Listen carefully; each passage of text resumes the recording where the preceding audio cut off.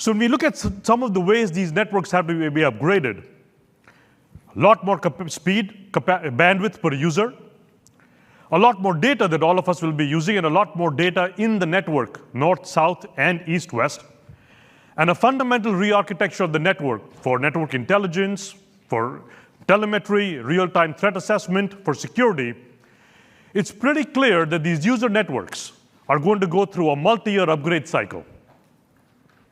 And this fits very well with Marvell's investment thesis of investing in data infrastructure.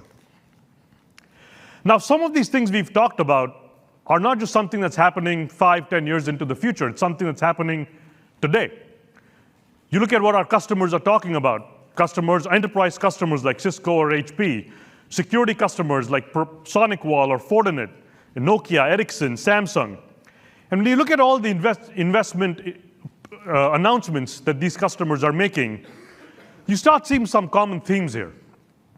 They talk about spectral efficiency and increased throughput, AI native networks, more intelligent networks, telemetry, much lower data latency, larger data sets. And when you put all of this together, the question becomes, what is it that a semiconductor platform vendor like Marvell can provide? What is it that we have to do to enable all of these features so that our customers can build the network of tomorrow? And when we synthesize the needs from all of our customers across the enterprise space and the carrier space, for the networks that connect to us, the users, so that we can monetize this AI, a few trends come to light. A few of the things that we, as Marvell and as in the semiconductor space, would have to do to make sure that we can enable these networks of tomorrow. You need upgraded memory. You need not only more memory in these systems, but faster connections to memory. You need faster I/O, faster interconnects to the users, faster interconnects between all the pieces of the network. Significant amount of increased processing, and not just the normal ARM core processing, but embedded processing, custom-built accelerators for specific use cases need to be increased. Security as a theme, inline security, PQC needs to go up.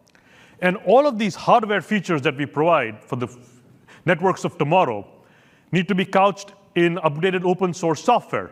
Because if you're going to have all of these networks work seamlessly across one another, and our customers are going to use solutions from multiple partners, multiple suppliers together, each person having their own island of software, their own customized NOS is not going to be feasible. You need all of these to flow into a common open source platform, similar to the OCP conversation we just had a couple of minutes ago.